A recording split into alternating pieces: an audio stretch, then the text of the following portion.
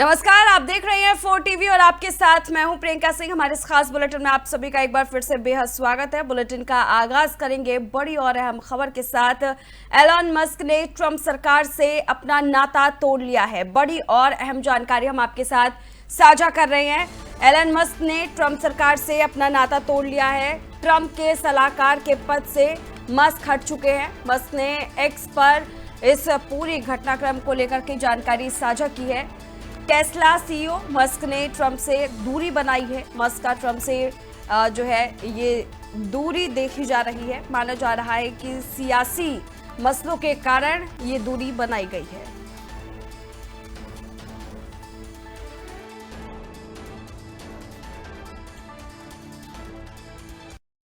चलिए खबरों की ओर रुख करेंगे। प्रधानमंत्री नरेंद्र मोदी सिक्किम के 50वीं वर्षगांठ परक जनसभा को संबोधित करते हुए उन्होंने बड़ी प्रतिक्रिया जाहिर की है। उन्होंने कहा कि राज्य के लोग पर्यटन की शक्ति को अच्छी तरह समझते हैं। उन्होंने कहा कि पर्यटन केवल मनोरंजन का साधन नहीं बल्कि ये देश की सांस्कृतिक विविधता और एकता का उत्सव है। इसके माध्यम से देश के कोने कोने से जोड़ा जा सकता है। प्रधानमंत्री ने अपने संबोधन में हाल ही में पहलगाम में हुए आतंकी हमले का भी जिक्र किया। उन्होंने कहा कि आतंकवादियों का ये हमला केवल भारत नहीं बल्कि मानवता और भाईचारे पर भी हमला था।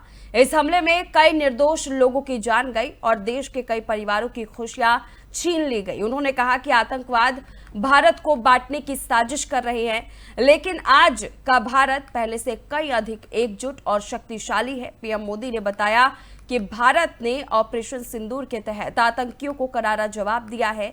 जब भारत ने आतंकियों के ठिकानों को नष्ट किया तो पाकिस्तान ने बौखलाहट में हमला किया, जिससे उसकी हकीकत दुनिया के सामने आ गई। भारत की त्वरित और सटीक कार्रवाई ने दिखा दिया कि हम अब किसी भी खतरे से डरते नहीं हैं।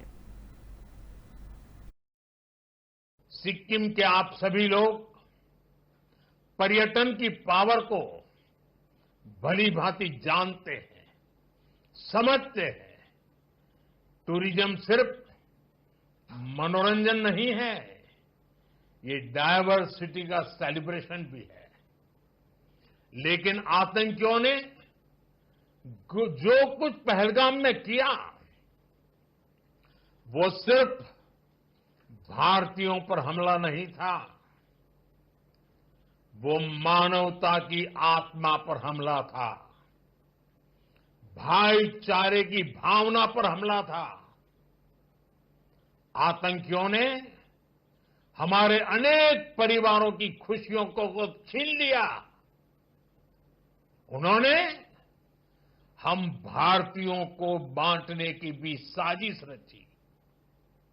लेकिन आज पूरी दुनिया देख रही है कि तो चलिए अगली खबर की ओर रुख करेंगे। दिल्ली में सीजीआई व्यापार शिखर सम्मेलन 2025 का आयोजन किया गया है। रक्षा मंत्री राजनाथ सिंह ने सम्मेलन को संबोधित करते हुए वैश्विक और राष्ट्रीय परिप्रेक्ष्य पर महत्वपूर्ण टिप्पणी की। उन्होंने कहा कि आज पूरी दुनिया में अनिश्चितता का माहौल व्याप्त है, जहां कई देशों में संघर्ष और अस्थिरता देखने को मिल रही है। उन्होंने इसका मूल कारण विश्वास में कमी को बताया। रक्षा मंत्री ने कहा कि अंतर्राष्ट्रीय संबंधों में पारदर्शिता और भरोसे की कमी ने कई क्षेत्रों में तनाव को जन्म दिया है। वहीं भारत में सरकार का प्रयास रहा है कि समाज के कई वर्गों, समुदायों और आर्थिक क्षेत्रों के बीच विश्वास का मजबूत माहौल बनाया जाए।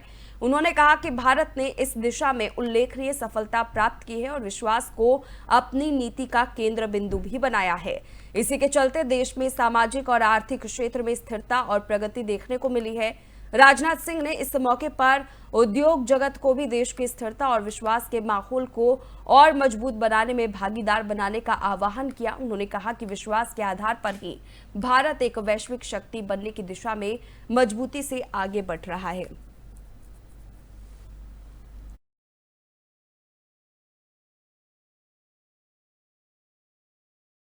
वहीं दिल्ली में आयोजित सीआईआई वार्षिक व्यापार शिखर सम्मेलन में नौसेना प्रमुख एडमिरल दिनेश त्रिपाठी ने युद्ध के बदलते स्वरूप पर चर्चा की। उन्होंने कहा कि युद्ध और शांति के बीच की सीमाएं तेजी से धुंधली हो रही है। युद्ध का चरित्र लगातार बदल रहा है और भविष्य में भी ये जारी रहेगा।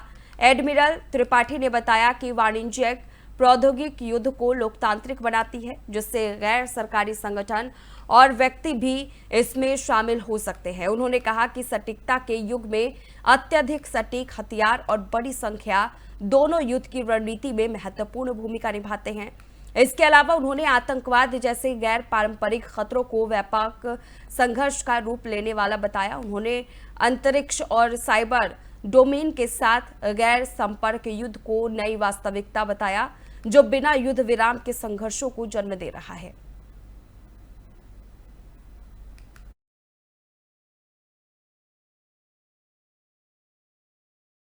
वहीं भारतीय वायुसेना एयर चीफ मार्शल उमरप्रीत सिंह ने दिल्ली में एक कार्यक्रम के दौरान भारत की डिफेंस इंडस्ट्री और सैन्य शक्ति को लेकर बड़ा बयान दिया। उन्होंने कहा कि अब सिर्फ भारत में उत्पादन की बात नहीं होनी चाहिए, बल्कि हमें अपने देश में ही रक्षा उपकरणों की डिजाइनिंग और विकास की प्रक्रिया शुरू करनी होगी।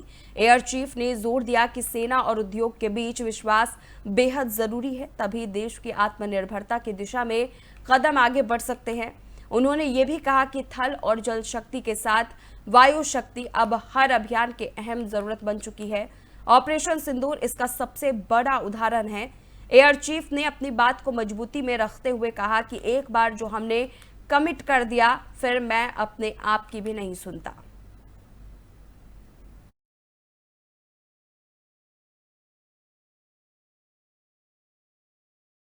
तो वहीं कांग्रेस सांसद शशि थरूर ने पनामा के विदेश मंत्री जेवियर मार्टिनेज अचा से बातचीत में कहा है कि आतंकवाद किसी भी अंतर्राष्ट्रीय विवाद को सुलझाने का सही तरीका नहीं हो सकता। उन्होंने जोर देकर कहा कि अगर कोई समस्या हो तो उसे शांति और बातचीत से हल करना चाहिए। सीमा पार आतंकवाद भेजना पूरी तरह से गलत है और इसे बर्दाश्त नहीं किया जाएगा।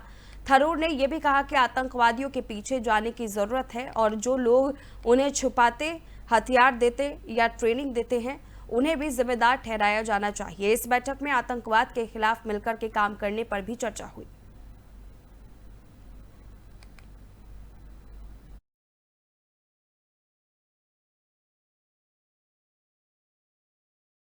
तो रुक करेंगे अब दिल्ली की ओर, जहां से एक महत्वपूर्ण बयान सामने आ रहा है। रक्षा मंत्री राजनाथ सिंह ने पाकिस्तान के कब्जे वाले कश्मीर यानी कि पीओके को लेकर भारत की नीति को स्पष्ट रूप से सामने रखा है। उन्होंने कहा कि आतंकवाद अब पाकिस्तान के लिए एक महंगा सौदा बन चुका है और उसे इसकी भारी कीमत चुकानी पड़ रही है।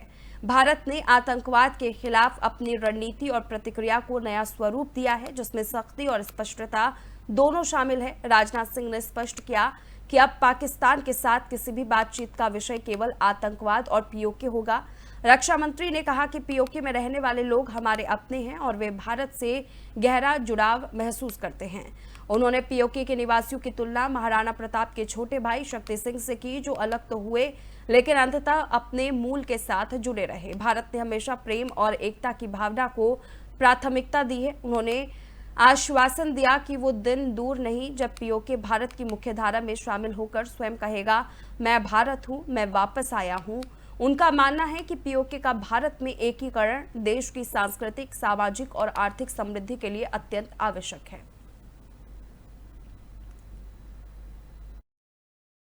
पड़ सकती है, इसका अंदाजा आज पाकिस्तान को हो चुका है। फिर से मैं दोहराना चाहूंगा, तो आतंकवाद का कारोबार चलाना कास्ट इफेक्टिव नहीं है, बल्कि उसकी एक भारी कीमत अदा करनी पड़ सकती है। इसका अनुमान आज पाकिस्तान पड़ सकती है।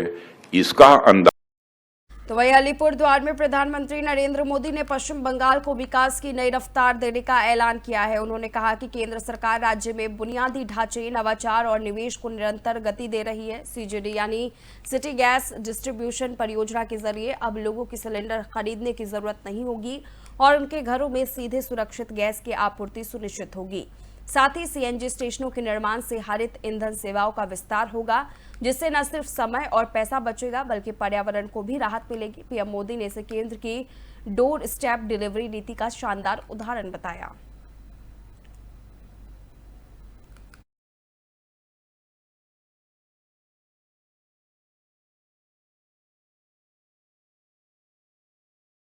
और इसी बीच एक बड़ी खबर सामने आ रही है। संयुक्त राष्ट्र देगा डैग हैमर शॉल्ड पदक भारतीयों को। बड़ी और अहम जानकारी हम आपके साथ साझा कर रहे हैं। ब्रिगेडियर अमिताभ झा मरणोपरांत शांति सेवा से सम्मानित होंगे। हवलदार संजय सिंह को शांति मिशन के लिए पदक दिया जाएगा। भारत के शांति सैनिकों ने सर्वोच्च बलिदान दिया है। न्यूयॉर्क में संयुक्त राष्ट्र शांति सैनिकों का सम्मान किया जाएगा।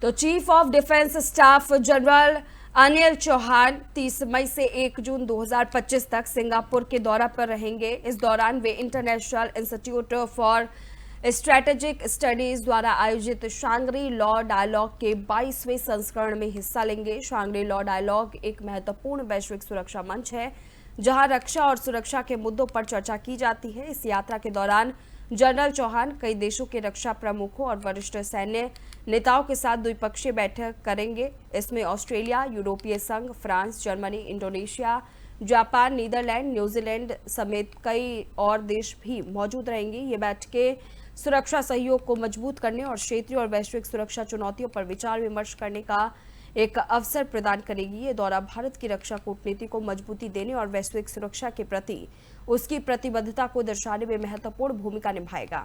रक्षा मंत्रालय ने इस यात्रा को उच्च स्तरीय सैन्य संवाद के लिए अहम बताया।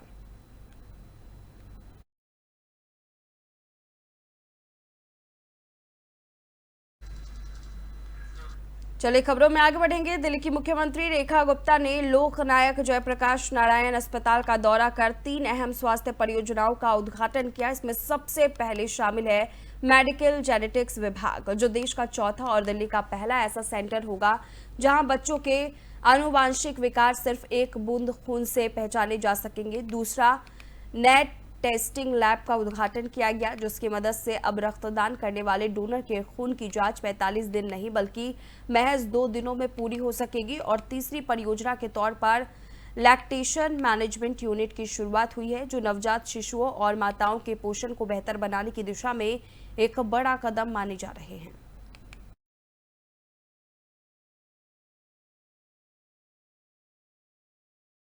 बड़ी और अहम जानकारी सामने निकल करके आ रही है। केजरीवाल ने पासपोर्ट नवीनीकरण के लिए एनओसी मांगी है। बड़ी जानकारी हम आपके साथ साझा कर रहे हैं। राउज एवेन्यू कोर्ट ने ईडी सीबीआई को नोटिस भी जारी किया है। अगली सुनवाई 4 जून को निर्धारित की गई है। केजरीवाल का पासपोर्ट 2018 से ही एक्सपायर है। मामले में कोर्ट ने जांच एजेंसियों से जवाब भी तलब किया है। बड़ी जानकारी हम आपके साथ साझा कर रहे हैं।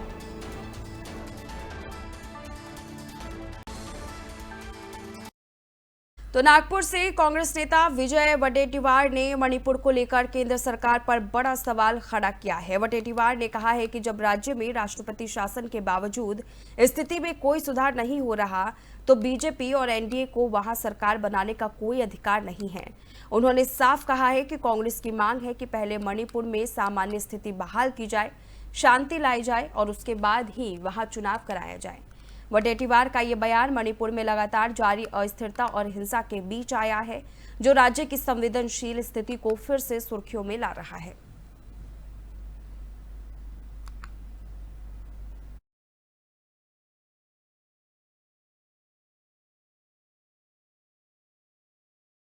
ओडिशा के पुरी में केंद्रीय कृषि मंत्री शिवराज सिंह चौहान ने बड़ा बयान दिया है। उन्होंने कहा कि ये देश के लिए एक ऐतिहासिक दिन है, क्योंकि अब वैज्ञानिक अपनी प्रयोगशाला से बाहर आकर सीधे किसानों के पास जाकर नए शोध और कृषि विकास की जानकारी दे रहे हैं। उन्होंने बताया कि अब ज्ञान केवल प्रयोगशालाओं तक सीमित नहीं रहेगा, बल्कि इसे सीधे खेतों में लागू किया जाएगा ताकि उत्पादन में वृद्धि हो सके। शिवराज सिंह चौहान ने बताया कि किसान, केंद्रीय कृषि मंत्रालय, राज्य विभाग और कृषि विश्वविद्यालय मिलकर काम कर रहे हैं, जिससे खेती की तकनीक में सुधार हो रहा है और किसानों को बेहतर फायदा मिल रहा है। उन्होंने ये भी कहा कि केंद्र और कैबिनेट ने किसानों के हित में संशोधित ब्याज अनुदान योजना को आगे बढ़ाने का निर्णय लिया है, जिससे किसानों को सस्ती दरों पर ऋण मिलने में मदद मिलेगी। कृषि मंत्री ने इस प्रयास को किसानों के सशक्तिकरण और कृषि क्षेत्र के विकास की दिशा में एक महत्वपूर्ण कदम बताया।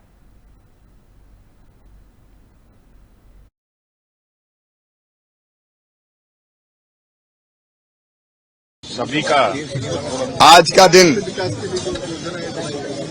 का दिन देश के लिए ऐतिहासिक है। आज वैज्ञानिक निकल रहे हैं अपनी लैब से और जा रहे हैं गांव में किसानों के बीच जो उन्नत खेती के लिए शोध और अनुसंधान हुए हैं उनसे वो किसानों को अवगत कराएंगे, किसानों को बताएंगे कि कैसे खेती में और उत्पादन बढ़ाया जा सकता है। और इसलिए अब ज्ञान लैब में नहीं रहेगा, लैंड पे आएगा, किसानों के बीच आएगा। वैज्ञानिक, किसान, कृषि विभाग जैसे उड़ीसा के कृषि मंत्री और उप मुख्यमंत्री जी यहाँ साथ खड़े हैं, तो राज्यों का कृषि विभाग, केंद्र का कृषि विभाग, प्रगतिशील किसान, एग्रीकल्चर यूनिवर्सिटीज, कृषि विज्ञान केंद्र सब मिलके एक हो रहे हैं ताकि उत्पादन और बढ़ाएं और किसानों का लाभ और अधिक बढ़ सके। वो फायदा सभी का आज का दिन। तो ये ओडिशा में देशव्यापी विकसित कृषि संकल्प अभियान के शुभारंभ के मौके पर केंद्रीय कृषि मंत्री शिवराज सिंह चौहान ने कहा कि ये अभियान किसानों और वैज्ञानिकों के बीच एक मजबूत कड़ी बनाने का प्रयास है। उन्होंने बताया कि केवीके के कार्यकर्ताओं की समस्याओं को समझकर उनके समाधान के लिए एक रोड मैप तैयार किया जा रहा है। शिवराज सिंह चौहान ने बताया कि इस अभियान का मकसद वैज्ञानिकों को अपनी प्रयोगशालाओं से बाहर निकालकर सीधे खेतों और गांव में किसानों के बीच भेजना है। इससे वे किसानों को उनकी मिट्टी की प्रकृति, उपयुक्त फसलों और आधुनिक कृषि तकनीक के बारे में बेहतर जानकारी दे सकेंगे। उन्होंने ये भी कहा कि ये पहल से किसानों की पैदावार बढ़ाने में मदद मिलेगी और कृषि क्षेत्र में नवाचार को बढ़ावा मिलेगा। यह अभियान किसानों को सशक्त बनाने और उनकी आय बढ़ाने की दिशा में एक महत्वपूर्ण कदम है।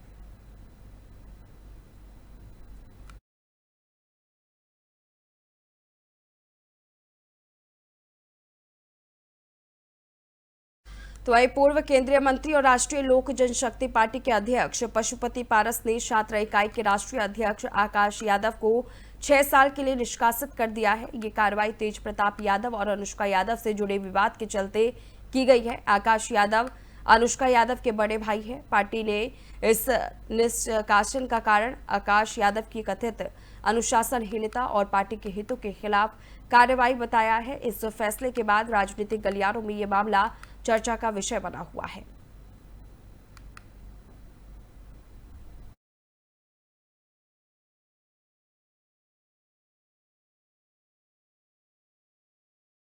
वहीं यमुनानगर में यूरिया खाद की कालाबाजारी को लेकर बड़ा खुलासा हुआ है। 19 से 20 मई की रात ताजकपुर गांव में खाद माफिया ने खाकी की परवाह किए बगैर एक गोदाम पर धावा बोल दिया। इस दौरान माफिया ने होमगार्ड जवान के साथ मारपीट की और उसे बंधक बनाकर गोदाम से सैकड़ों बैग यूरिया ट्रैक्टर, ट्रॉली और पिकअप में भरकर फरार हो गए। ये गोदाम पहले ही कृषि विभाग द्वारा अवैध घोषित कर सील किया जा चुका था, जहां से 2400 बैग यूरिया कब्जे में लिए गए थे। इस वारदात के बाद पुलिस ने तत्काल कार्रवाई करते हुए सीसीटीवी फुटेज के आधार पर 8 लोगों को गिरफ्तार कर लिया और उनके पास से एक देसी कट्टा भी बरामद किया गया है।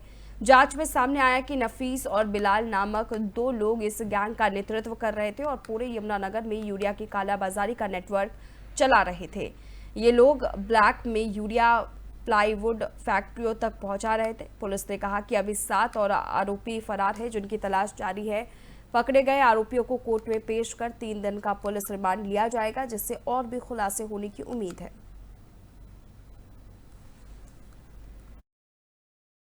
काफ़ी सीरियस घटना जो है गांव ताजकपुर, जहां एक गोडाउन में जो यूरिया के बैग्स थे वो सील करके गोडाउन में गार्ड भी लगा रखी थी। होमगार्ड के जवान भी वहां डिप्यूट थे। तो उस होमगार्ड के जवान को बंधक बना के करीब 15 व्यक्तियों ने जो है डकैती का ऑफेंस किया और वहां से 120 कट्टे यूरिया जो है लूट के वो लेके गए। तो इस मामले की गंभीरता को देखते हुए इसकी इन्वेस्टिगेशन CIA 2 को सौंपी गई थी, क्योंकि एक सीरियस ऑफेंस था। और काफ़ी मेहनत करके इसमें जो है अब जो मुख्य आरोपी है इसमें नफीस, ये रहने वाला है टोडरपुर का। तो मेन कॉन्स्पिरेटर यही था, बाकी लड़के इकट्ठे करने सारा जो भी इसमें कुल 15 व्यक्ति आइडेंटिफाई हो चुके हैं, जिसमें से 8 एक्यूज्ड अभी अरेस्ट किए हैं। और इस ऑफेंस के दौरान इन्होंने जो गाड़ियाँ यूज़ की थी, जिसमें एक ट्रैक्टर ट्रॉली थी, एक पिकअप गाड़ी थी, वो भी इसमें रिकवर की गई हैं। और अभी इनको जो है अरेस्ट 8 जनों को कर लिया। इनको कोर्ट में पेश करके पुलिस रिमांड इनकी ली जाएगी, आइंदा और गहनता से पूछताछ की जाएगी और जो लूट किया हुआ जो सामान है उसे बरामद भी किया। नगर पुलिस अधीक्षक सुरेंद्र सिंह भौरिया के निर्देशन और डीएसपी रादौर आशीष चौधरी के मार्गदर्शन में जठलाना थाना प्रभारी राजेंद्र सिंह ने पीएम श्री राजकीय वरिष्ठ माध्यमिक विद्यालय जठलाना में बच्चों को नशे से बचने और यातायात नियमों के बारे में जागरूक किया। बच्चों को बताया गया कि नशा करने वालों की समाज में कोई इज्जत नहीं होती और नशे की लत से अपराध बढ़ते हैं।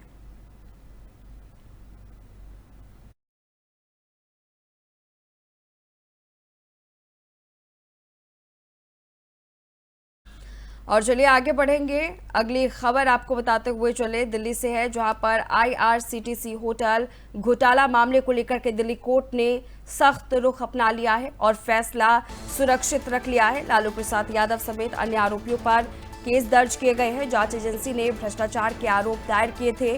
कोर्ट 23 जुलाई को फैसले की सुनवाई करेगा। बड़ी और अहम जानकारी हम आपके साथ साझा कर रहे हैं।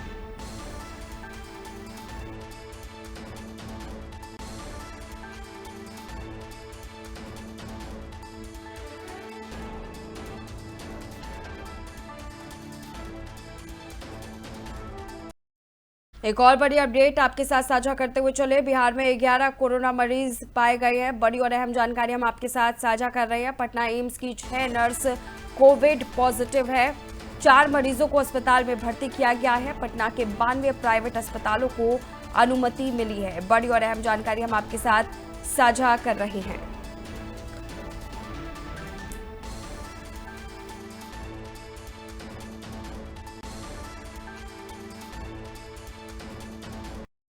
तो फिलहाल इस खास बुलेटिन में बस इतना ही। रुकेंगे एक छोटे से ब्रेक के लिए। ब्रेक के उस पार खबरों का सिलसिला जारी है।